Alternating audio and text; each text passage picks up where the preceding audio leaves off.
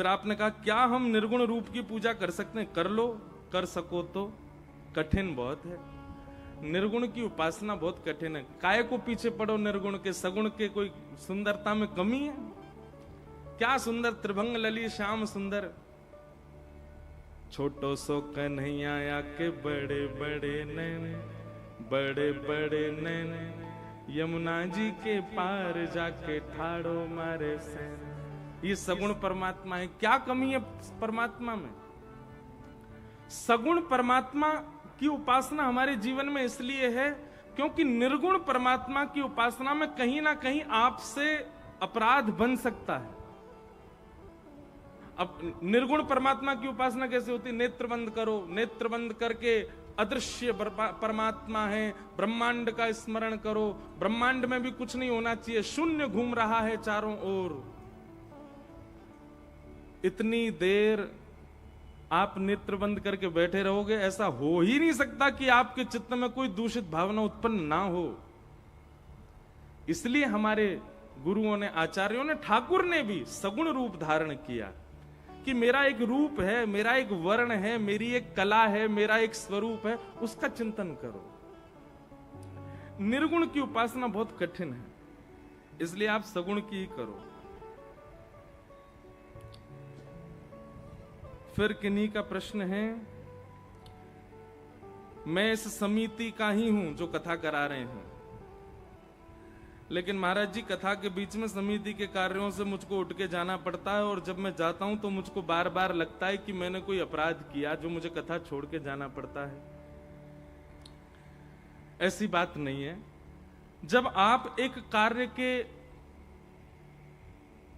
लिए चुने जाते हैं तो आपके लिए वो कार्य ही प्रधान होता है। अब जैसे इतनी कथा हो, अब एक छोटा सा उदाहरण सुनिएगा। परीक्षित को सुखदेव जी ने कथा सुनाई, पर ये परीक्षित पहले से कथा के श्रोता नियुक्त हो चुके थे। इनको पहले ही पता था कि मुझे कथा सुननी है। वो कैसे? तो श्रीमद् भागवत जी में एक महात्म्य में कथा आती है, बहुत ध्यान से सुनना। जब भगवान के परपौत्र वज्रनाभ वो जब वृंदावन आए, भगवान के स्वधाम जाने के बाद, सब लोग बहुत ध्यान पूर्वक सुनो, इधर देखो, बिल्कुल एकाग्र चित्त से सुनना।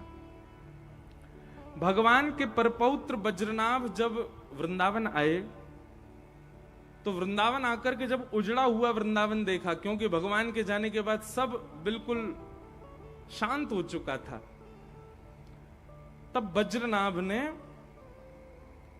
अपने चित्त को सुख देने के लिए, और 16,100 पटरानियां भी भगवान के वज्रनाभ के साथ थीं, उनको सुख देने के लिए सांडिल्य मुनि से पूछा कि हम क्या करें जिससे हमारे चित्त को सुख मिले। तब सांडिल्य मुनि ने और श्री यमुना महारानी ने आज्ञा दी कि आप लोग गिरिराज जी में जाकर के कीर्तन करो, तब लता पत्रों में से श्री उद्धव जी आएंगे, वो आपको कथा सुनाएंगे, उस कथा से आपका मन शांत होगा। तब वज्रनाभ जी ने इंद्रप्रस्थ के राजा, उस समय वर्तमान में कौन थे? परीक्षित, परीक्षित को आमंत्रित किया और परीक्षित जी से कहा कि कथा सुनाएंगे उद्धव जी, हम आप सब लोग बैठ के सुनेंगे।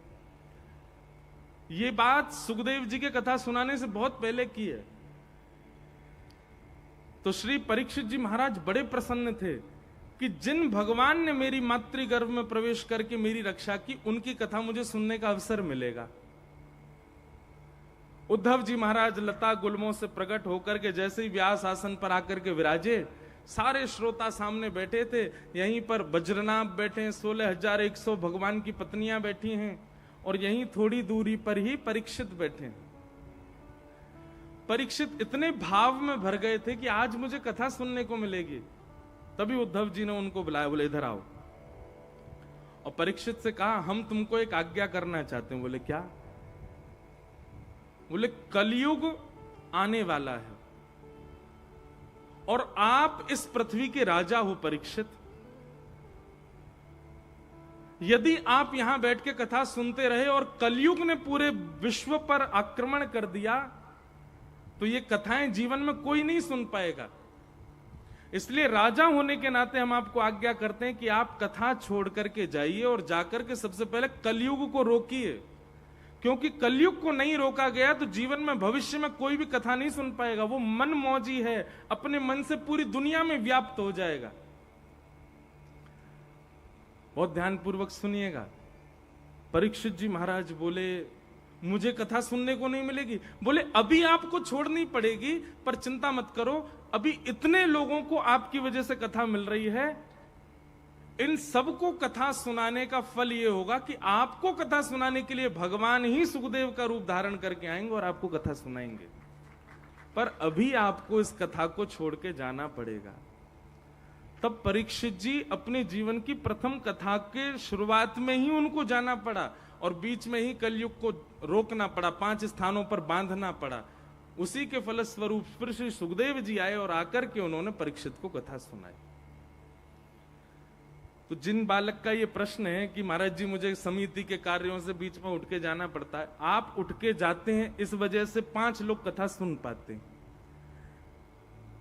आपसे कोई काम, आपको कोई काम दे रखा है और आपने अगर वो काम छोड़ दिया, कथा में ही लगे रहे, वो काम बिगड़ जाएगा, तो उस काम के बिगड़ने से ना जाने कितनों को कथा से वंचित होना पड़ेगा, तो वो अपराध हो जाएगा। इसलिए कार्यकर्ताओं को, समिति के लोगों को, ये समिति वाले कथा नहीं सुन पाते। समिति वाले जो यहां बैठे हैं उनसे भी पूछ लो, ये भी कथा नहीं सुन पाते होंगे। कभी कोई आ गया, कभी कहीं जाना, कभी कहीं जाना। तो व्यवस्था प्रमुखों को तो बीच में जाना पड़े, उसमें कोई अपराध नहीं है। पर जो खाली बैठे हैं फिर भी उठ के चले जाते हैं, उनको तो दंड लगता है, उनको तो अपराध लगता है। जो केवल उबासी लेने बैठे थे कथा में, कोई काम नहीं था। वैसे तो एक बात कहें, जलंधर के सब हमारे श्रोता बड़े ध्यान से सुनते हैं। बस पहले दूसरे दिन उठ के गए थे, फिर नहीं उठ के गए, फिर तो एकाग्रचित्त होकर के बैठते हैं सब।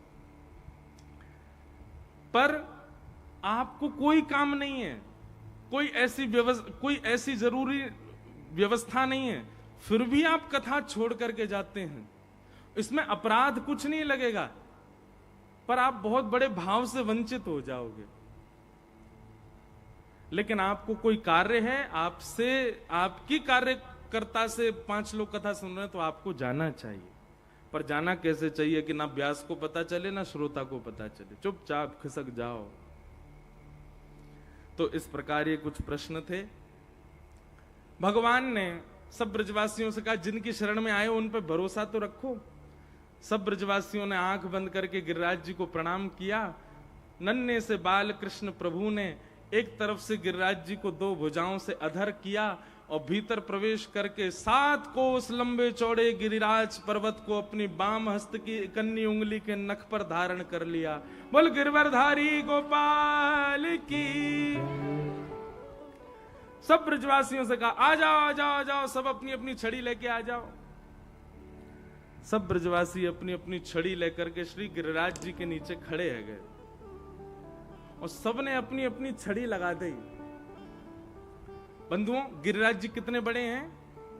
कितने बड़े हैं गिरिराज जी? 7 कोस लंबे, और गर्ग संहिता की बात माने तो 7 कोस लंबे, 7 कोस चौड़े, 7 कोस ऊंचे, इतने बड़े हैं गिरिराज जी। 1 कोस में 3 किलोमीटर, 21 किलोमीटर के हैं गिरिराज जी। रोज तिल भर भीतर जा रहे हैं, इसलिए अब गिरिराज जी बहुत छोटे से दिखते हैं, लेकिन जब ठाकुर जी ने उठाए तब इतने विशाल थे। इतने विशाल गिरिराज जी के नीचे सब ब्रजवासी पतली पतली छड़ी लगा करके खड़े हो गए, और सब इतने जोर से लगा के खड़े हैं कि मानो इन्होंने ही गिरिराज जी उठा रखे हैं। अच्छा, हम पे 2 दिन से रोज आ रहा है, बोले महाराज जी ये बताइए, पूछरी के लौठा की हुप हुप प्यारे का मतलब क्या है? अब ध्यान से सुनो। ठाकुर जी ने जैसे ही गिरिराज जी अपने बाम हस्त की कन्नी उंगली पर धारण किए, तो विशाल गिरिराज जी कभी इधर को जा रहे हैं, कभी इधर को, बीच में ठाकुर जी खड़े हैं, तराजू की तरह गिरिराज जी ऐसे झूल रहे हैं, कभी इधर को जाम। अब हम लोगों को तो लगता था, आज तक मैं भी यही सोचता था कि ठाकुर जी ने सीधे उठा लिए, स्थिर हो गए, पर नहीं, गिरिराज जी झूल रहे हैं, कभी इधर को जा रहे हैं, कभी इधर को जा रहे हैं। तो जहां की तरफ गिरिराज जी झुकते हैं, सब ब्रजवासी अपनी अपनी छड़ियां लगाते हैं और छड़ी लगा करके सब बोलते हैं, हुप हुप प्यारे। अब जैसे ही जोर लगाते हैं अपनी छड़ी की तो वो गिरिराज जी ऊपर जाते हैं। जैसे ही ऊपर होते हैं तो सब ब्रजवासी कहते हैं प्यारे की जय हो, शाबाश है बंशी वारे, शाबाश है। अब इसमें पूछरी के लौठा कौन है? ये हनुमान जी का ही स्वरूप है। जैसे गिरिराज जी जहां को झुके सब ब्रजवासी छड़ी लेके भागे और उन ब्रजवासीन के पास बढ़िया बिल्कुल हत्ते तगड़े श्री हनुमान जी महाराज भी आ जाएं और हनुमान जी आकर के भी अपनी अपनी अपनी भुजा लगामे गिरिराज जी को ऊपर करें तो पूछरी के लौठा दौड़ करके आमे तो सब उनको नाम ले में पूछरी के लौठा की हुप हुप प्यारे। तो ये जब जय जयकार कर रहे थे सब बीच में खड़े खड़े ठाकुर जी जोर जोर से हंसने लगे। बोले एक बार और बोलो, एक बार और बोलो। अब पल्लंग को गिरिराज जी गए तो सबने वहां जाके बोले पूछरी के लौठा की हुप हुप। ठाकुर जी को ये बहुत प्रिय है। तो जब तक गिरिराज जी ऐसे झूलते रहे तब तक सब ब्रजवासी अपनी अपनी छड़ी लगा लगा करके यही जय जयकार करते रहे। और जब जब ब्रजवासी ये जय जयकार करें ठाकुर जी को जोर की हंसी आवे। लाला को मुस्कुरा तो देख सब ब्रजवासी बोले लाला, लाला को जी जय जयकार बहुत बढ़िया लग गया। अब जब भी लाला कछु विशेष करेगा सब जय को बोलेंगे, जोर से बोलियो पूछरी के लौठा की हुप हुप प्यारे। क्या बात है बंशी वारे, शाबाश है। तो ऐसे ठाकुर जी गिरिराज जी झूल रहे हैं और सब ब्रजवासी अपनी अपनी छड़ी लगा रहे हैं। अब एक समय आया गिरिराज जी स्थिर हो गए और ठाकुर जी बाम हस्त की कन्नी उंगली के नख पर धारण करके खड़े हैं। सब ब्रजवासी अपने अपने पसीना पहुंच रहे हैं, छड़ी लेके खड़े हैं। ब्रजवासी ने कही लाला तू अपनी उंगली नीचे कर ले, हमने अपनी छड़ी लगा ली है, अब गिरिराज जी नीचे ना आमेंगे। ठाकुर जी बोले कैसी बात कर रहे हो, मैंने उंगली नीचे कर ली तो पूरे गिरिराज जी नीचे आ जाएंगे, सब चटनी बन जाओगे। ब्रजवासी बोले हम बे लाला तू यो जानना होगा तेरी नेक सी उंगली पे गिरिराज जी टिक रहे हैं। अरे लाला हम सबन ने छड़ी लगा रखी है, ज्यादा इतरावे मत, चल अपनी उंगली नीचे कर ले। ठाकुर जी बोले तुम्हें विश्वास ही ना है? अरे तुम्हारी छड़ी पे ना टिक रहे, मेरी उंगली पर टिक रहे हैं। ब्रजवासी बोले लाला देख बात न मत बना, तू उंगली नीचे कर, हमने छड़ी लगा रखी है। ठाकुर जी बोले ठीक है तो फिर संभालो, मैं उंगली नीचे कर रहा हूं। बोले हाँ कर ले लाला। जैसे ही ठाकुर जी ने नेक उंगली नीचे करी महाराज सबन की चट चट चट चट चट चट छड़ियां टूटने लगी। सब कहने लगे लाला संभाल संभाल संभाल। सबकी छड़ियां टूट गई। ठाकुर जी ने फिर से उंगली लगाई, गिरिराज जी फिर टिक गए। अब तो दूर दूर तक एक भी छड़ी नहीं। और सब ब्रजवासी अपनी छड़ियों को देखें, बोले ये कैसे टूट गई? लाला जिस सांची में तेरी उंगली पर टिक रहे हैं गिरिराज जी। ठाकुर जी बोले हम बे मेरी उंगली पर टिक रहे हैं। कैसे लाला, ये इतना बड़ा गिरिराज पर्वत तेने कैसे उठा लियो अपनी उंगली पे? ठाकुर जी बोले हम जय जय हैं। कौन है? ब्रजवासी बोले लाला नेक दोबारा बोलियो तू कौन है? ठाकुर जी बोले हम जय जय हैं। अच्छा ओ भैया सबरे आइयो ने लाला यो कह रो है ये जय जय। ऐसा कौन सा काम कियो लाला जय तेने जो तू जय जय? ठाकुर जी बोले हमने पूतना मारी, अगासुर मारो, बकासुर मारो, धेनुकासुर मारो, इतने सारे राक्षस मारे, आज गिरिराज जी उठा लियो। अरे ये कोई काम सामान्य बालक कर सके? मैं साक्षात देख वो लक्ष्मी नारायण भगवान की सेवा करे, बातें मैंने 1000 बार कही, उनकी मत कर, मेरी कर ले, मैं ही लक्ष्मी नारायण हूं, ना मानो मेरी बात को। जा गोपी ने सत्यनारायण भगवान की कथा करवाई अपने घर पर, याते मैंने कही तू मेरी पूजा कर, याने मेरी बात कभी ना मानी। आज सिद्ध कर दियो ना मैंने, मैं ही भगवान हूं, मैं ही जय जय हूं, मैं ही परमात्मा, मैं ही त्रिलोकीनाथ हूं। मधुमंगल श्रीदाम बोले मोह धोवो आवे ना बनो जय जय। खोचा में जल लिए हम डोलते रहते, लाला मोह तो धो ले, नहावे धोवे है ना, बने जय जय। ठाकुर जी बोले तुम्हें विश्वास ना है रो? बोले लाला हमें ये विश्वास तो है गयो कि तेने गिरिराज जी उठाए, पर ये विश्वास ना है कि तू जय जय। ठाकुर जी बोले तो फिर कैसे उठा लिए मैंने? बोले तेने कोई टोटका कियो है, तेने कोई टोना कियो है, और लाला तो को बतानी पड़ेगी तेने कौन सा टोटका कियो। ठाकुर जी जोर से हंसने लगे और नेत्रों से प्रेमाश्रु छलकने लगे। क्यों? ठाकुर जी मन में विचार कर रहे हैं कि इन ब्रजवासियों का कितना प्रेम है मेरे प्रति कि मैं अपने मुख से 20 बार कह रहा हूं कि मैं भगवान हूं। मैं इतने बड़ी बड़ी क्रिया करता हूं, इन क्रियाओं को देख करके कोई भी व्यक्ति मान जाएगा कि मैं भगवान हूं। आज मैंने इतना विशाल गिरिराज पर्वत उठा लिया, तब भी इन ब्रजवासियों को यह नहीं लगता कि मैं परमात्मा हूं। इसीलिए ब्रजवासी अति प्रिय है ठाकुर जी को। क्यों? क्योंकि ठाकुर जी की प्रभुता को कभी विशेष माना ही नहीं ब्रजवासियों ने।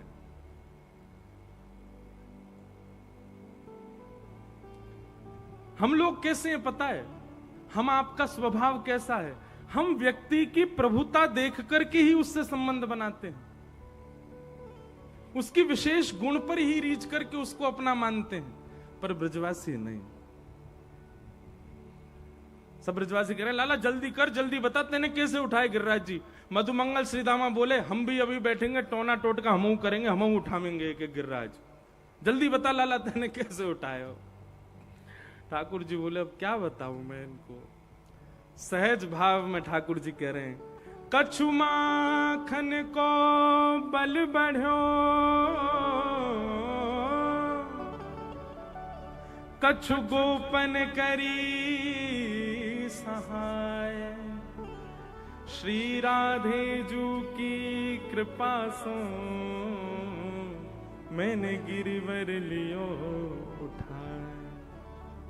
अरे भैया ब्रजवासियों, जे सब भैया तुम सत्य कह रहे हो, मैं कोई जय जय ना हूं, तुम सबन की कृपा से ही मैंने गिरिराज जी उठाए।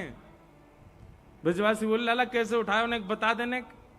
बोले तुम सबन के घर से चुरा चुरा के मैंने मक्खन खायो, वही मक्खन सो मुंह में इतनो बल आ गयो। मैं अकेलो यशोदा मैया के घर को मक्खन खातो तो इतनो बल नहीं आतो, पर ऐसी मेहनत कर करके गोपी मक्खन निकासे और वह मक्खन को जाए जाए के मैंने चुरायो, वही से मुंह में ताकत आ गई, मैंने गिरिराज जी उठा लिए।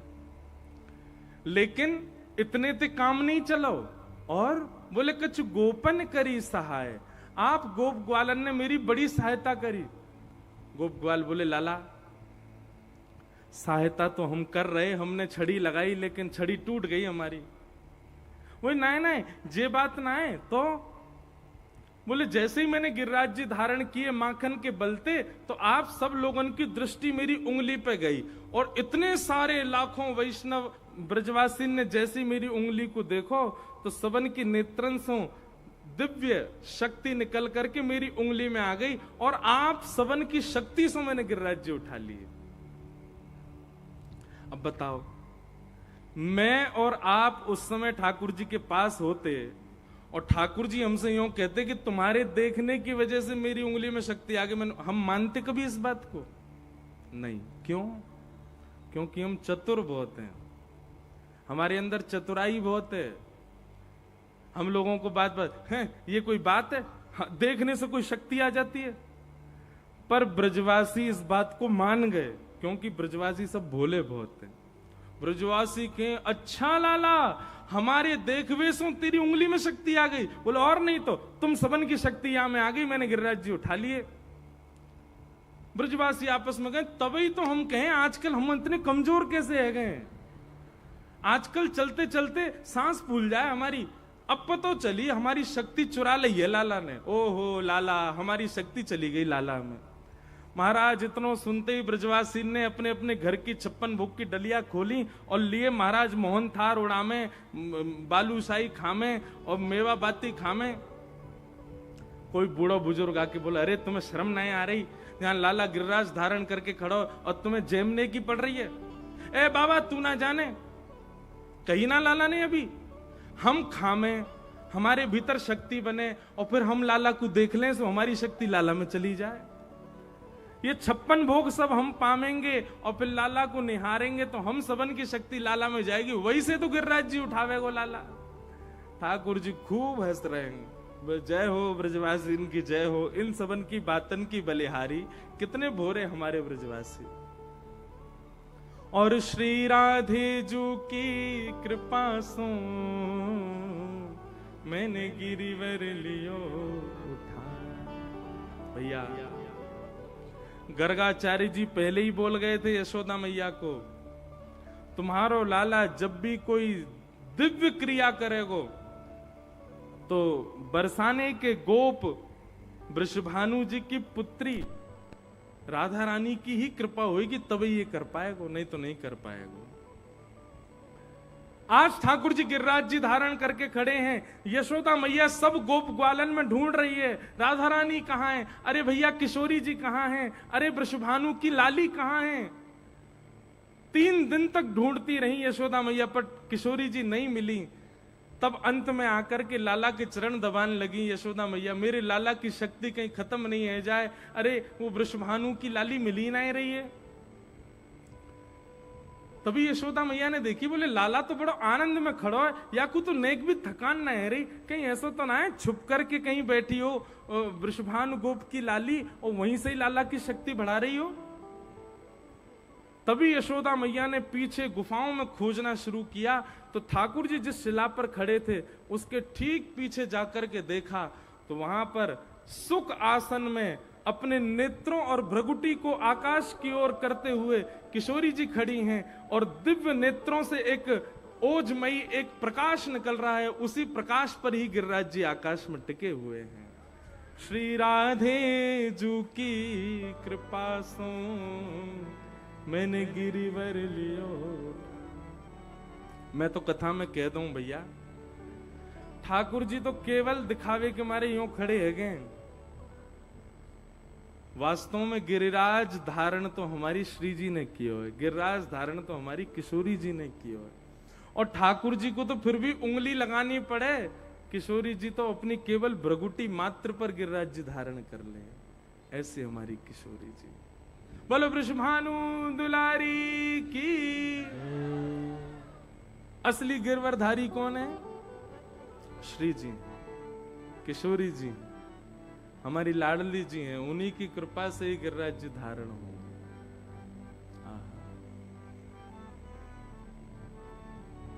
हो ब्रज में रतन राधिका गोरी, ब्रज में रतन राधिका गोरी, ब्रज में रतन राधिका गोरी, ब्रज में रतन राधिका गोरी। ओ राधिका गोरी, राधिका गोरी, राधिका गोरी, राधिका गोरी, राधिका गोरी, राधिका गोरी, राधिका गोरी, राधिका गोरी।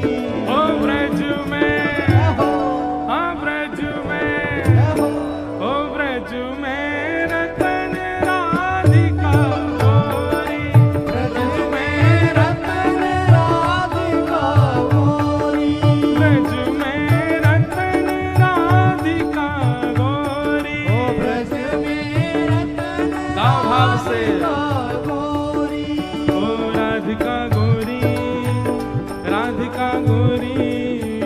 राधिका गोरी, राधिका गोरी, राधिका गोरी, राधिका गोरी, राधिका गोरी, राधिका गोरी। ओ ब्रज में, हाँ ब्रज में, ओ ब्रज में रतन राधिका गोरी, ओ ब्रज में रतन राधिका गोरी, हाँ ब्रज में रतन राधिका गोरी, ओ ब्रज में रतन राधिका गोरी। अब श्री कृष्णदास जी का पद है, वे कह रहे हैं ब्रज की रतन कौन है? किशोरी जी। तो भैया रतन चुरावे को काम है हमारे लाला को, वो किशोरी रूपी रतन चुरायो कौन ने? बोले ठाकुर जी ने चुरायो। कैसे चुरायो? हर लीनी वृष भानु भवन ते, हर लीनी वृष भानु भवन ते, ओ हर लीनी वृष भानु भवन ते, हर लीनी वृष भानु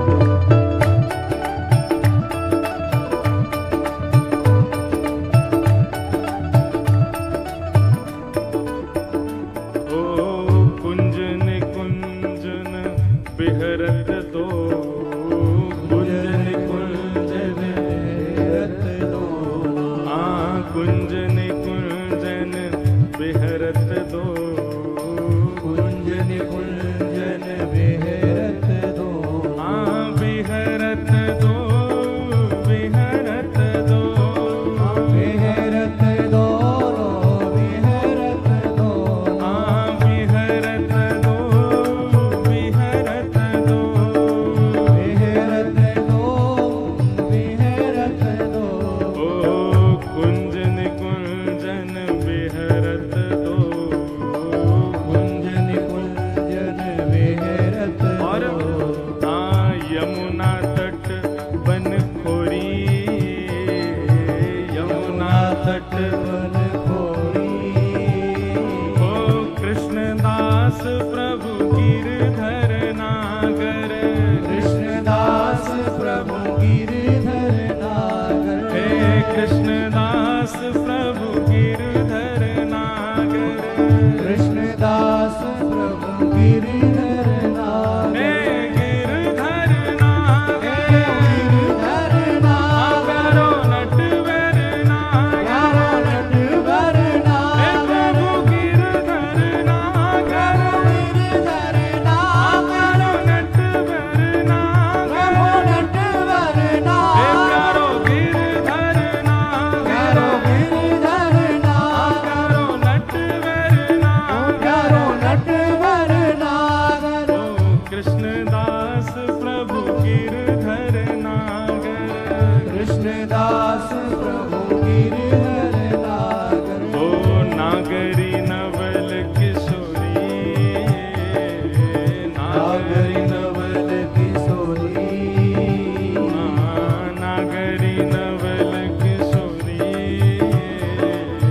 नागरी नवल किशोरी, ओ ब्रज में, जय हो, ब्रज में, जय हो, ओ ब्रज में रतन राधिका गौरी, ब्रज में रतन राधिका गोरी, ओ ब्रज में रतन राधिका ओ गौरी, ब्रज में रतन राधिका गोरी, ओ राधिका गौरी, राधिका गौरी, राधिका गोरी, राधिका गोरी, ओ राधिका गौरी, राधिका गौरी, राधिका गोरी, राधिका गोरी, ओ ब्रज में, जय हो, ब्रज में, जय हो, ओ ब्रज में रतन राधिका गौरी, ओ ब्रज में रतन राधिका गोरी,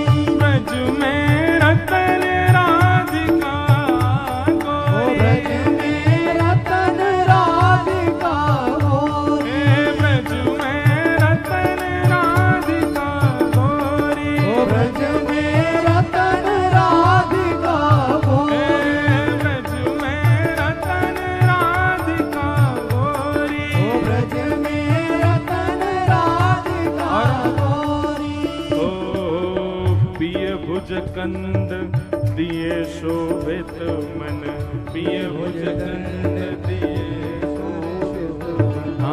पिय भुज कंद दिए शोभित मन, ये भुज दंड दिए शोभित, दिए शोभित मन, दिए शोभित मन, शोभित मन दिए शोभित, दिए शोभित मन, दिए शोभित मन, शोभित मन दिए शोभित, हे पिय भुज कंद दिए शोभित मन, ये भुज दंड दिए शोभित, घन दामिनी दुत जोरी,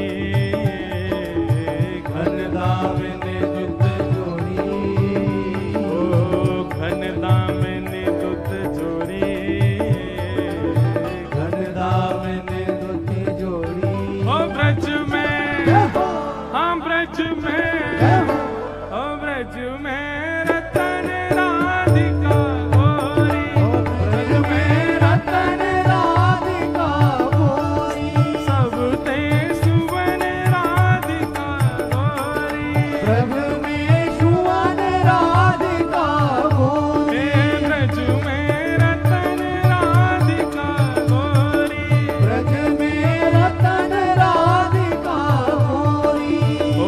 राधिका गोरी राधिका भोरी राधिका गोरी राधिका भोरी हे राधिका गोरी राधिका भोरी राधिका गोरी राधिका भोरी ओ ब्रज में हाँ ब्रज में ओ ब्रज में रतन राधिका गोरी ओ ब्रज में रतन राधिका गोरी ब्रज में रतन राधिका गोरी ब्रज में रतन राधिका गोरी ब्रज में रतन राधिका गोरी ओ ब्रज में रतन राधिका गोरी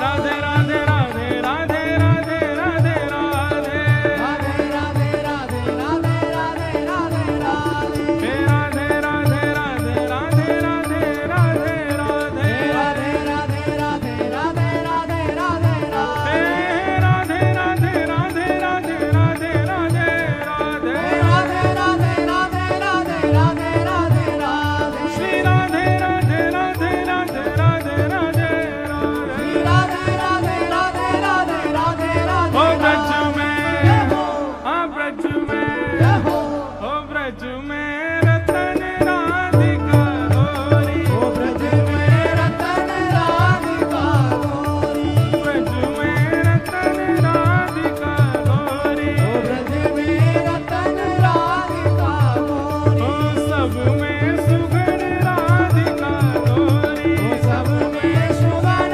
राधिका गोरी हे ब्रज में रतन राधिका गोरी ओ ब्रज में रतन जय राधिका जय श्री राधे बल गिरिराज धरण की। तो भैया कौन ने गिरिराज जी धारण किए वास्तव में? कौन ने? श्री जी ने। ब्रज के रतन ने धारण किए, श्री किशोरी जी ने धारण किए। बड़े रहस्य हैं गिरिराज लीला में भी, बड़ी लीलाएं हैं, बड़ी कथाएं हैं। सबको हम प्रणाम मात्र करते हैं।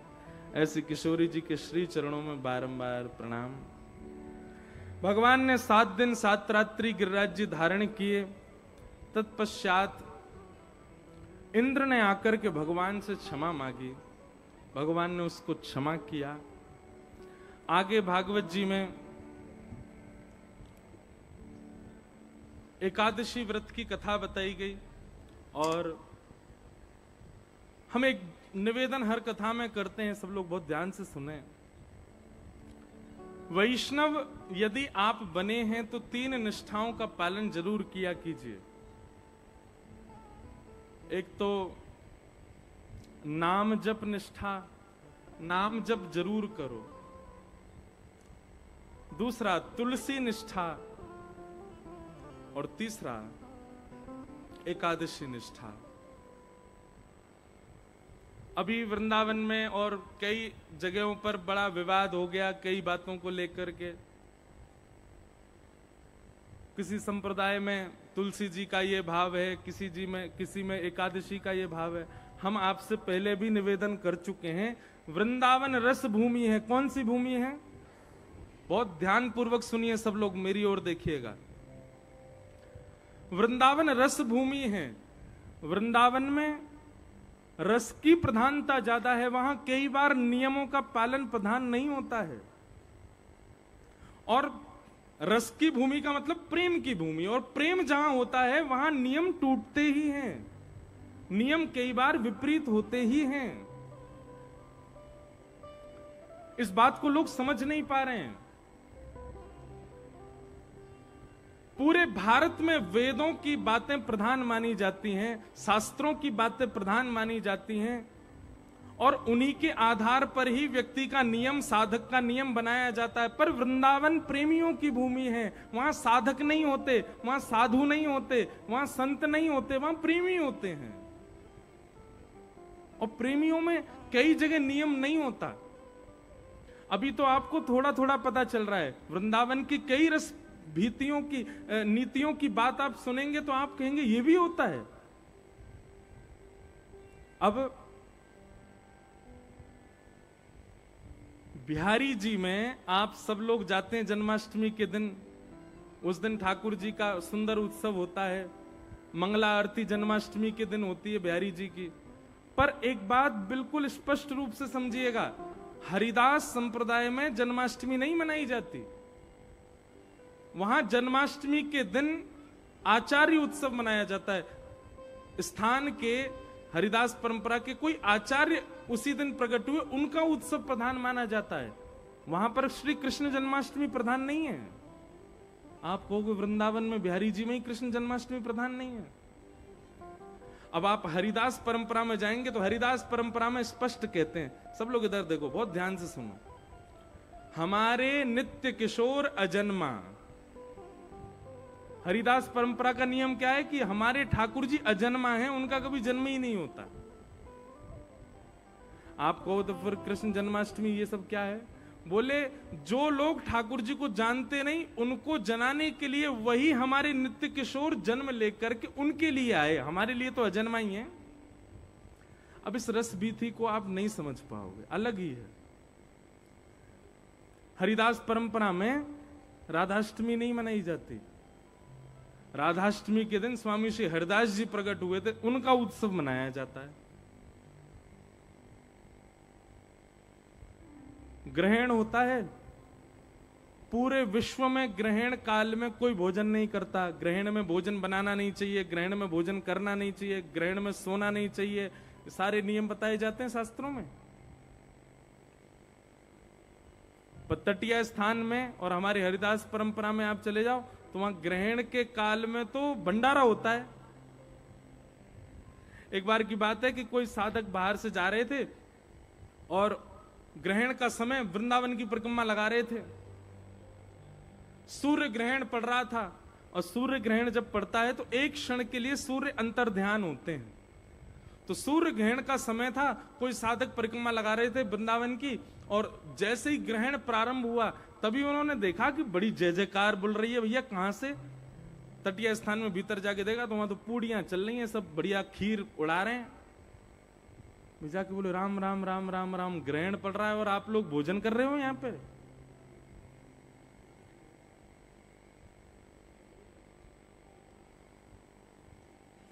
तटीय स्थान के साधक बोले भैया तुम यार रस को नहीं समझ पाओगे। तुम्हारे लिए चंद्र ग्रहण है, तुम्हारे लिए सूर्य ग्रहण है, हमारे लिए तो ये चंद्र और सूर्य भी श्री ठाकुर जी और किशोरी जी के रूप हैं।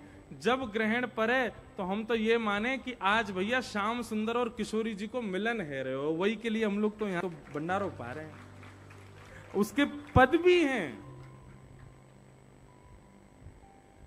चंद्र ग्रहण पे वे लोग ऐसा माने कि चंद्रमा कौन है? बोले साक्षात हमारी किशोरी जी हैं। और ग्रहण पड़ते चंद्रमा अदृश्य हुआ। बोले अदृश्य नहीं हुआ, ग्रहण नहीं हुआ, श्याम सुंदर सामने आ गए, सामने आके आलिंगन कर लियो किशोरी जी को।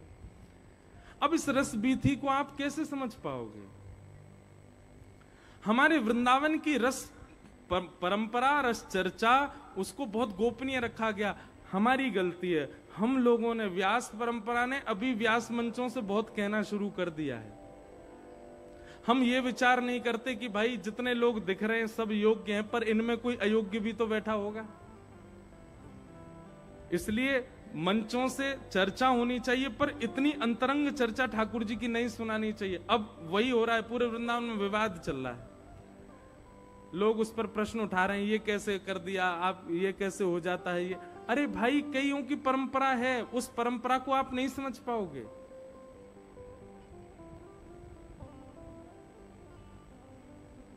अब हमारे वृंदावन में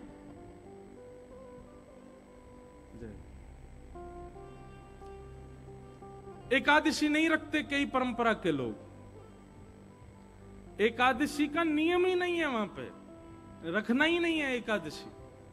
और हमारे शास्त्र कहते हैं कि एकादशी करनी चाहिए, एकादशी नहीं करो तो कितना घनघोर पाप लगता है। बहुत सावधानी से सुनो सब लोग। बोलो वृंदावन बिहारी लाल की। इधर देखो सब लोग, यहां देखो, 2 दिन और देख लो हैं, फिर कहीं देखियो।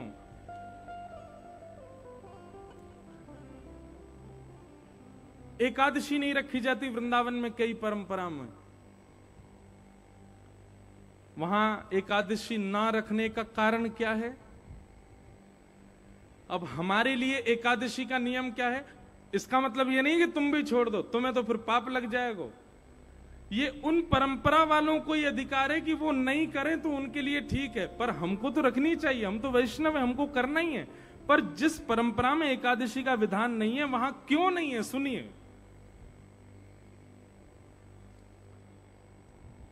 उनके यहां ऐसी भावना है कि एकादशी में अन्न में पाप का निवास होता है, अन्न में पाप का निवास होता है एकादशी के दिन, इसलिए अन्न नहीं पाना चाहिए। लेकिन हमारे वृंदावन की रस परंपरा में ऐसा मानते हैं कि भाई कल ठाकुर जी को रात्रि में भोग लगा, भोग लगने से पहले अन्न था, पर ठाकुर जी के सन्मुख पधराने के बाद वो भोग हो गया। अब वही भोग आज हम उसको देख करके पीछे कर रहे हैं। बोले क्यों? आज तो एकादशी है, आज तो हम अन्न पाएंगे नहीं, तो भोग का तो तिरस्कार हो जाएगा।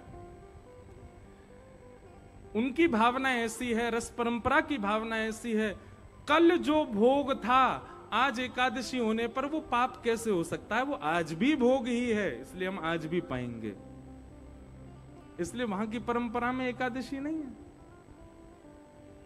जगन्नाथपुरी में एकादशी नहीं है, केवल जगन्नाथपुरी में एकादशी नहीं है। वहां एकादशी क्यों नहीं है? बोले भैया एकादशी उस अन्न को लगती है जो मानव बनाते हैं, पर जगन्नाथपुरी में तो रसोई घर की अधिष्ठात्री लक्ष्मी है, और लक्ष्मी यदि किसी अन्न को छू ले उसमें पाप कैसे आ जाएगा? आ ही नहीं सकता। इसलिए जगन्नाथपुरी में महाप्रसाद पाने में कोई दोष नहीं, बल्कि जगन्नाथपुरी में तो अदबद के चावल ही खवाए जाते हैं एकादशी के दिन। क्यों? क्योंकि लक्ष्मी बनाती हैं। वहां ऐसी भावना नहीं है कि वहां रसोई में कोई पुरुष भोजन बना रहा है या कोई पुरुष भोग सिद्ध कर रहा है। वहां की भावना ऐसी है कि जितने भी लोग रसोई घर में लगे जगन्नाथ जी के में, सब लक्ष्मी जी का अवतार हैं, सब लक्ष्मी जी के रूप हैं। इसलिए लक्ष्मी यदि अपने हाथ से कुछ बना रही है उसमें पाप कैसे रह सकता है?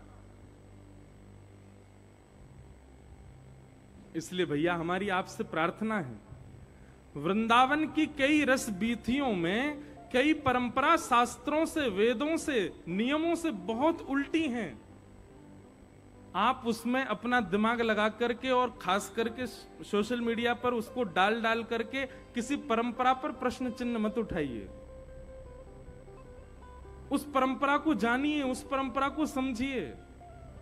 हम रामानुज वैष्णव परंपरा से हैं, पर पूज्य गुरुदेव भगवान की इतनी कृपा, संत जनों की इतनी कृपा, हम पंचायती हैं, हम सारी परंपराओं को पढ़ते हैं, सारी परंपराओं को मानते हैं, सबको वंदन करते हैं, सबकी कथा सुनाते हैं, सबके भाव को स्वीकार करते हैं और अपने तिलक वैष्णव स्वरूप, अपने गुरु मंत्र और अपनी परंपरा का निर्वहन करते हैं।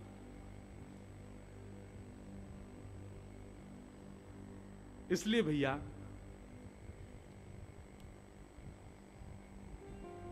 कई बार वृंदावन की रस बीथियों में, कई बार वृंदावन की रस चर्चाओं में शास्त्र और वेदों की बातों को जबरदस्ती लगाना जरूरी नहीं है।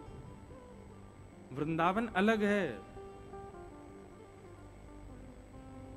हां, आप किसी अन्य स्थान की बात करो, वहां पर जरूर शास्त्र सम्मत बात होगी, पर वृंदावन में नहीं। अब ऐसे तो नियम है, बिना घंटी घड़ियाल के ठाकुर जी की आरती होनी चाहिए। कभी बिहारी जी में होती है, घंटी नहीं बजती, घंटा ही नहीं बजते, कोई घड़ियाल नहीं बजते, शंख वंख कुछ नहीं बजाते वहां पे, केवल आरती घूमती है। क्यों? ने 100 लाला है, जोड़ते शंख बजा दियो, घंटी घड़ियाल बजा दी, डर जाएगो। या हमारे बिना घंटा घड़ियाल की ठाकुर जी की आरती हो जाती है। पूरी दुनिया में ठाकुर जी ब्रह्म मुहूर्त में उठते हैं, बिहारी जी हमारे 8 बजे उठते हैं। क्यों? बोले ने 100 लाला है, आराम से उठेगो, सो के, इतनी जल्दी ना उठेगो। क्यों? ये प्रेम की बात है ना।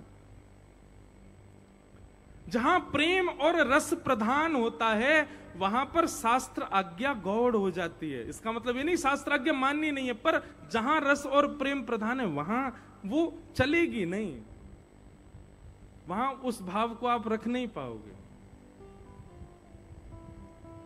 इसलिए भैया वृंदावन की कई परंपराओं में जो परंपरागत है उसको स्वीकार कीजिए। आप अपनी परंपरा का पालन करो, जलंधर से अमृतसर जाने के 4 तरीके हैं। ट्रेन से चले जाओ, बस से चले जाओ, पर्सनल गाड़ी से चले जाओ, बहुत ही पैसा आ गए हो तो हेलीकॉप्टर से चले जाओ। साधन 4 हैं पर पहुंचना तो सबको अमृतसर ही है ना। इसी प्रकार परंपराएं अलग अलग हैं पर पहुंचना सबको ठाकुर जी के पास ही है। अब बस की परंपरा में जो चलने वाला है, गाड़ी वाला सोचे कि नहीं भाई बस में एसी क्यों नहीं चल रहा, गाड़ी तो हम कहीं भी रोक के कुछ भी खा लेते हैं, बस क्यों नहीं रुकती सब जगह। अरे भाई बस की अपनी परंपरा है, वो अपने तरीके से चलेगी, जहां रुकना है वहीं रुकेगी, जहां चलना है वहीं चलेगी, जहां से मुड़ना है वहीं मुड़ेगी।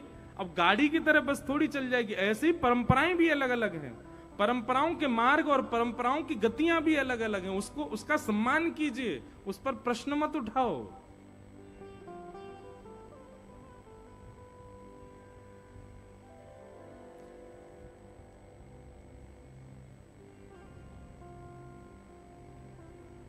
वृंदावन की रस परंपरा को समझना बहुत मुश्किल है बंधुओं। इसीलिए हमारे यहां कहते हैं, प्रेम को प्रमुख यही वृंदावन धाम, प्रेम ही ते पायो श्याम रसिया ने नाम, याए जाने कहां गंवार। ये गंवार नहीं समझ पाते वृंदावन के प्रेम को। प्रेम नदिया की सदा उल्टी बहे। अब हमारे वृंदावन शतक में कहते हैं कि वृंदावन में यदि कोई आपका बहुत सम्मान करे, वृंदावन में यदि कोई आपसे बहुत प्यार से बात करे, तो यूं समझ जाना जरूर आपने कोई पाप किया है। क्यों? बोले वृंदावन में तो तब जानो जब गारी पड़े, वृंदावन में तो श्रेष्ठ तब जानो जब कोई तुम्हें कोहनी मार दे, वृंदावन में तो श्रेष्ठ तब जानो तुम्हारे पीछे कोई डंडा लेके भागे, दारी के 2-4 गारी देवे तब समझो हाँ भैया जिस वृंदावन में ठाकुर जी में गारी पड़ी, वह वृंदावन में हम में गारी ना पड़ी तो फिर हमने कहा कियो। जा वृंदावन में ठाकुर जी उखल से बांध दिए, वह वृंदावन में हम सम्मान की इच्छा रख रहे हैं। जा वृंदावन में छड़ी लेकर के यशोदा मैया लाला के पीछे दौड़ रही है, वह वृंदावन में हम चाह रहे हैं कि हमको सब लोग महाराज जी कह के बुलावें। सम्मानम कलयाति घोर गरलम नीचपुमानम सुधा श्री राधा मुरली रवो ब्रज सखे वृंदावनम मात्यज। वृंदावन में सम्मान नहीं, वृंदावन में तो यूं सोचो कोई ब्रजवासी ने हमको गारी दे दे, इसका मतलब ये नहीं कोई तो हाथ जोड़कर ने गारी दे दो हमको, नहीं, कछु ऐसो कर जाओ कि तुम्हें गारी पड़े। कई ब्रजवासियों को, कई वैष्णवों को जो बाहर से आते हैं, वो वृंदावन में अद्भुत के ऐसे काम करेंगे जासो उनमें नेकात थोड़ी जो है गारी पड़े। ऐसे भी लोग हैं कई। वृंदावन को समझना सामान्य बात नहीं है, अद्भुत है वृंदावन।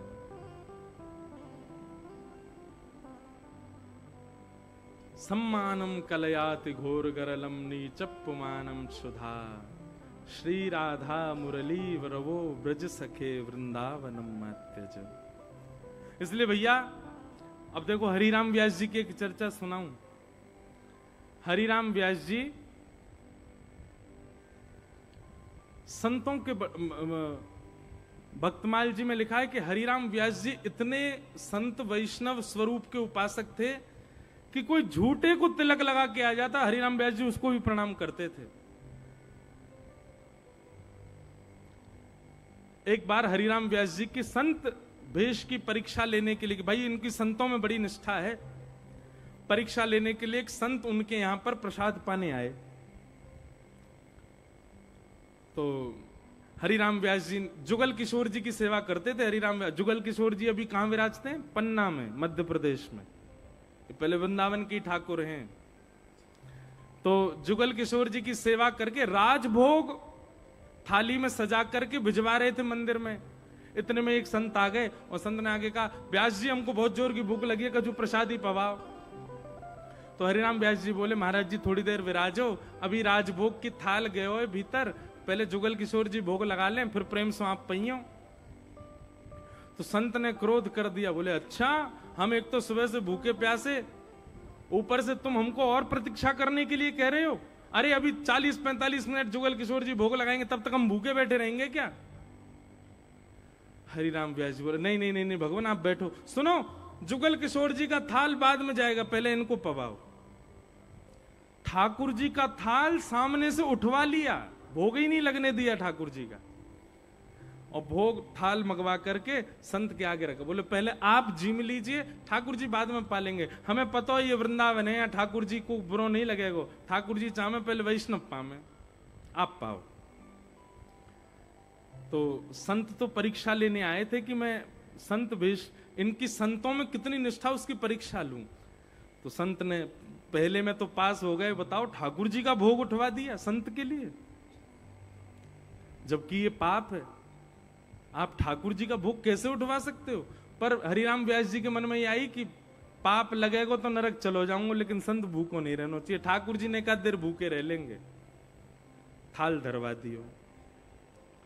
अब संत ने जीवना प्रारंभ किया। जैसे ही जीवना प्रारंभ किया महाराज, तो कुछ स्वाद में कुछ ऊपर नीचे हो गया था, कुछ कहीं मिर्च ज्यादा हो गई होगी, कुछ हुआ होगा। अब संत तो इतने उतावले हो गए, अरे बहुत जोर की मिर्च लग गई, जल लाओ जल लाओ। जल लाने में विलंब कर दिया तो संत ने क्रोध में भर के पूरी थाल उठा करके हरिराम व्यास जी के सिर पे ही मार दी। हरिराम व्यास जी खीर पकौड़ी कढ़ी पूड़ी आदि सब में सन गए, और पूरे ऊपर से नीचे तक जब सन गए तो नेत्रों से अश्रुपात करते करते और संत चरण में गिर करके बोले धन्य भाग, मैंने तो सुनी थी भैया कि संत बड़े कृपालु, पर आज तो देख लियो मैंने। कोई ने आकर के गई, उनने आपके मुंह पे थाल मार दी और आप कह रहे हो कृपा संत की। हरिराम व्यास जी बोले भैया, या ब्रज की परंपरा है कि यहां संत जब प्रसाद पाले तो उनकी पत्तल में जो झूठन बच जाए, वाकू पाने से करोड़ करोड़ कल्पन तक करवे वारे यज्ञ को फल प्राप्त होवे। लेकिन धन्य है ऐसे संत, इनने शीत प्रसाद ही छोड़ी नहीं मेरे लिए, सीधे मेरे मुंह पे ही मार दे। बोले तू ही पाले याकू। भाव की बात। अब हम आप सब लोग होते तो हम क्या करते? संत की FIR होकर आते, बनते हैं संत अपने मन, मुंह पे थाल मार रहे हैं हमारी पे। लेकिन हरिराम व्यास जी का भाव क्या है? बोले शीत प्रसादी छोड़ी नहीं, मेरे मुंह में पधरा दी इन्होंने। धन्य है ऐसे संतन को। संत के तो महाराज वो तो परीक्षा लेने आए थे, तुरंत उन्होंने हृदय से लगाया और हृदय से लगा करके कहा, बोले भैया जुगल किशोर जी के दर्शन कराओ। आज जुगल किशोर जी इतने प्रसन्न, जैसे ही कपाट खोले जुगल किशोर जी की 2 दत्तुइयां दिख रही थी, इतने प्रसन्न थे आज जुगल किशोर जी हरिराम व्यास जी के भाव पर। वृंदावन के भाव उल्टे हैं, वृंदावन के भाव सब जगह से विलग हैं, इसलिए वहां की परंपराओं पर, वहां के भावों पर प्रश्न मत उठाया कीजिए। वहां जैसी जो परंपरा है, वहां जैसी जो विधा है उसको। अब देखो एक और बात बताऊं, कई बात नहीं बताऊंगी आपको, मैं सब बताऊंगा भी नहीं, नहीं तो प्रश्न घूमेंगे फिर। राधा वल्लभ जी में 40 दिन होरी चलेगी, खूब रंग उड़ेगो, खूब रंग उड़ेगो, लेकिन धुलेटी वाले दिन, जिस दिन पूरे वृंदावन में होली हो रही होगी, उस दिन वहां पर रंग नहीं उड़ता। ठाकुर जी बिल्कुल नीट एंड क्लीन व्हाइट वस्त्र में खड़े होंगे, एक रंग की बौछार नहीं उड़ा सकते आप, निषेध है। क्यों? बोले उस दिन कोई आचार्य का तिरोभाव उत्सव है, उस भाव से वहां पर होली उत्सव नहीं होता। हमारे वृंदावन में आचार्यों के उत्सव प्रधान हैं, और आचार्यों ने जिस भाव से जैसी नियम बना दिए वो नियम प्रधान है। वहां पर कई बार शास्त्र और वेदों की बातों को इतना प्रधान नहीं माना जाता, इसलिए वहां की परंपरा में आप हस्तक्षेप मत कीजिए। वृंदावन में जिस परंपरा में जो भाव है उसको वैसे स्वीकार, अपनी परंपरा का पालन करो। हमारी परंपरा में एकादशी है, हमारी परंपरा में भोग में तुलसी पधराने की परंपरा है, हमारी परंपरा में आरती में घंटे घड़ियाल बजाने हैं, हमारी परंपरा में ठाकुर जी को धूप दिखानी। अब कई मंदिरों में धूप आरती नहीं होती, क्यों? ठाकुर जी को खांसी आ जाएगी धूप कर दे तो। अब सब जगह अपने अपने भाव है। अब श्रीनाथ जी में शयन आरती नहीं होती, गिने चुने दिन हैं साल भर में, केवल तभी शयन आरती होगी। क्यों शयन आरती क्यों नहीं होती? बोले वहां ये भाव है कि श्रीनाथ जी रात में यहां सोते नहीं है, सोने तो वो गिरिराज जी जाते हैं, तो गिरिराज जी में शयन आरती होती है। वहां उदयपुर से 800 किलोमीटर दूर गिरिराज जी में 700 किलोमीटर दूर वहां शयन आरती होती है ठाकुर जी की। क्यों? बोले ठाकुर जी सोवे यहां जाऊं मैं। सबकी अपनी अपनी भाव, अपनी अपनी परंपरा।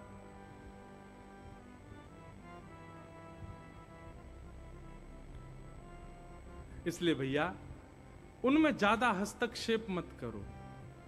आजकल मुझे सुनाई दिया कुछ ऐसा कि किसी परंपरा पर सब लोग प्रश्न उठा रहे हैं, ऐसा कैसे हो गया, ये कैसे हो सकता है। अरे भैया ये वृंदावन है, वृंदावन प्रेम का प्रधान है। हम अपनी परंपरा का पालन करें, पर वहां की जो निज परंपरा वृंदावन की रस परंपरा है उस पर आप हस्तक्षेप मत करो। वहां है ऐसा तो वहां होने दीजिए।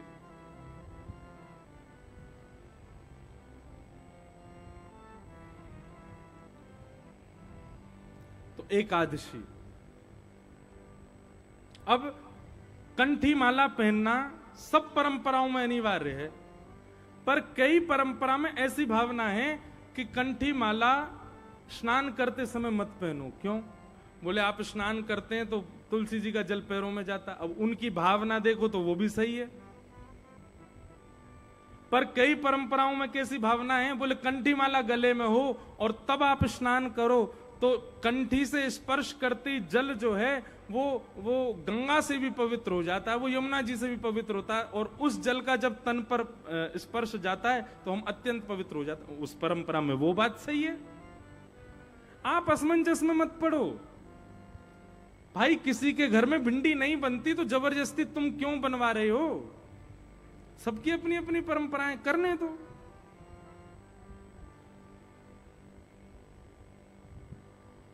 अपनी परंपरा का पालन करो, अपनी गुरु आज्ञा का पालन करो। और तुम्हारे कोई गुरु नहीं है तो फिर जल्दी ढूंढो कोई गुरु। अच्छे गुरु जीवन में होने चाहिए, एक पथ प्रदर्शक होने चाहिए। एक ठौर पकड़ के रखो, एक परंपरा में रहो। तो 3 निष्ठा वैष्णव के जीवन में होनी चाहिए। पहली नाम जप, दूसरी एकादशी और तीसरी तुलसी। अब एकादशी निष्ठा देखो, श्री नामदेव जी महाराज ऐसी एकादशी रखते थे। नामदेव जी का नियम कैसा था पता है? वो खुद तो एकादशी रखते थे और उनके आगे दिखने वाला कोई भी उनको दिख जाता, जो एकादशी नहीं रखता, जबरदस्ती उसके मुंह पे ही खड़े हो जाते, बोले तेरी भी करवाऊंगा आज, जब तक द्वादशी नहीं लग जाए कुछ खाने नहीं दूंगा। ऐसे थे नामदेव जी महाराज। तो एक बार ठाकुर जी उनकी परीक्षा लेने के लिए एक दीनहीन से ब्राह्मण बन के चले गए और द्वार पर जाकर के भगवान धड़ाम से गिरे। एक ब्राह्मण बन के गए, नामदेव जी दौड़ कर गए, ओहो ब्राह्मण देवता है, ब्राह्मण देवता। भगवान क्या हो गया? जल्दी उनको बैठाया, चरण मलने लगे। तो ब्राह्मण के रूप में भगवान बोले, मैं बहुत भूखा हूं नामदेव जी, मुझे बहुत दिन से भूख लगी है, कुछ पाया नहीं है, बहुत लंबा चल के आया हूं, मुझे जल्दी कुछ पवा दो। नामदेव जी बोले, आज तो एकादशी है, एकादशी के दिन तो कुछ नहीं पाते। भगवान बोले, एकादशी तुम लोग करो भैया, मेरे को काय करवाओ, मुझको जल्दी कुछ पवा दो। नामदेव जी बोले, क्षमा करें, आप चाहो तो दूध पी लीजिए, आप चाहो तो केला खा लो, आप चाहो तो सेब खा लो, फल खा लो, पर अन्न नहीं। ब्राह्मण बोला, मुझे तो अन्न की भूख है। अरे भैया रोटी खवाओ, सब्जी खवाओ, चावल खवाओ। बोले, माफ करना भगवान, आज तो एकादशी, आज नहीं पवा सकता। ठाकुर जी बोलने लगे, मेरे प्राण निकल जाएंगे, अगर मुझे अन्न नहीं खवाया तो मेरे अभी प्राण निकल जाएंगे। नामदेव जी बोले, बहुत अच्छा, प्राण निकल जाए तो एकादशी के दिन प्राण निकलेंगे, सीधे वैकुंठ ही जाओगे, लेकिन अन्न नहीं मिलेगा आपको खाने को। पड़ोसी इकट्ठे हो गए वहां पे, पड़ोसी इकट्ठे होकर के सब कहने लगे, अरे नामदेव तुम एकादशी करो, अपने परिवार से करवाओ, बेचारे ब्राह्मण को क्यों मार रहे हो? नामदेव जी बोले, क्षमा करना, आज मैं इनको करने नहीं दूंगा, आज तो इनको एकादशी होके रहेगी इनकी। कोई पड़ोसी आया, ब्राह्मण का हाथ पकड़े, आप मेरे घर चलो, मैं आपको रोटी पवाऊंगा। नामदेव जी चरणों में गिर गए, बोले, जाने भी नहीं दूंगा। अब मुझे पता चल गया है कि ये अन्न खाएंगे तो मेरी एकादशी भी टूटेगी, मैं इनको भी नहीं खाने दूंगा। भगवान इस स्थिति तक में पहुंच गए, बोले कि मेरे प्राण निकलने वाले हैं, मैं बस अंतिम श्वास आ ही रही है, मेरे प्राण निकल ही जाएंगे, नामदेव मुझे कुछ खिला दो। बोले भैया सब बैठ के भजन करो, आप सीधे वैकुंठ जाना। हाँ, आज एकादशी है, पानी को मना नहीं कर रहे हैं, दूध पी लीजिए, केला खा लीजिए, सेब खा, फल खा लो, पर अन्न नहीं। भगवान बोले अभी तक तो नामदेव पास हो रहा है, लेकिन अब प्राण निकाल के देख ही लेते हैं। और उस दीनहीन से ब्राह्मण के रूप में भगवान ने अपने प्राण निकाल दिए, अचेत होकर गिर गए पृथ्वी पर। जैसे ही अचेत होकर के गिरे, सबने जल डाला, नाड़ी देखी, धड़कन देखी तो अचेत हैं। सब लोग कहने लगे, अरे नामदेव ऐसी एकादशी क्या काम की, एक ब्राह्मण मर गया तेरे द्वार पे आके।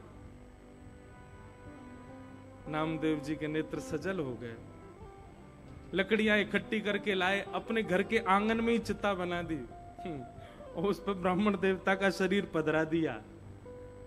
ठाकुर जी मनी मन सोच रहे हैं, अरे ये तो इस पर कोई फर्क नहीं पड़ रहा है। लेकिन अंत तो गत्वा नामदेव जी बोले, भैया मेरी वजह से एक ब्राह्मण ने एकादशी के दिन प्राण त्यागे, इसलिए मैं भी इनके साथ जीवित समाधि लूंगा। और नामदेव जी भी चिता पर बैठ गए। जैसे ही अग्नि प्रज्वलित करी महाराज, तुरंत ब्राह्मण के रूप में श्री पंडरीनाथ भगवान प्रकट हो गए। प्रकट होकर के नामदेव जी को हृदय से लगा लिया और हृदय से लगा के बोले, मैं तो परीक्षा ले रहा था तुम्हारी एकादशी निष्ठा की। एक बात बहुत ध्यान से सुनिएगा बंधुओं, एक होता है कट्टरपंथी होना और एक होता है निष्ठावान होना। दोनों में अच्छा क्या है बताओ? निष्ठावान। निष्ठा होना, उसको कट्टरपंथी नहीं कहते। जैसे कई लोग अपने नियम के प्रति बड़े कट्टर होते हैं और वो अपनी कट्टरता में नामदेव जी जैसे बन जाते हैं।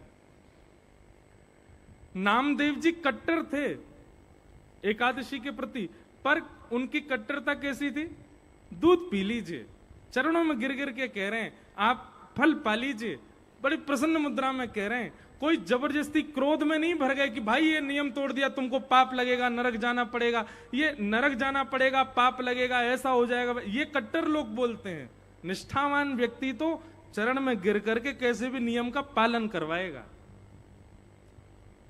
निष्ठावान बनिए अपनी परंपरा के लिए, अपने हिंदू वैदिक सनातन धर्म के लिए, अपने जिस गुरु परंपरा में हो उसके लिए निष्ठावान रहो, कट्टरवान नहीं कि जबरदस्ती किसी को पकड़ करके आप उसके लिए वो करवाओ और उसको गुमराह करके, उसको अनर्गल बातें बता करके उसके पंथ से उसको दूषित कर दो। ये कट्टरपंथी होना तो महापाप है। आजकल कई जगह हो रहा है, पंजाब में भी हो रहा है। उनके स्वयं के धर्म का रूप तो बहुत गंदा दिखा देते हैं और फिर दूसरा बहुत अच्छा दिखाते हैं। इस तरफ आ जाओ, ये बहुत अच्छा है। बोले भाले लोग धन के लोभ में, आदि आदि लोभ में अपने उसको छोड़ के चले जाते हैं। इस प्रकार की क्रिया करने वाले लोगों के लिए नरक में बैठे हैं यमराज जी। निष्ठावान रहो। कट्टरपंथी ने, निष्ठावान व्यक्ति चरण में पड़ा रहेगा, अपने निष्ठा का पालन करेगा, किसी अन्य से करवाने का प्रयास अगर उसकी इच्छा होगी तो करवाएगा, नहीं तो नहीं।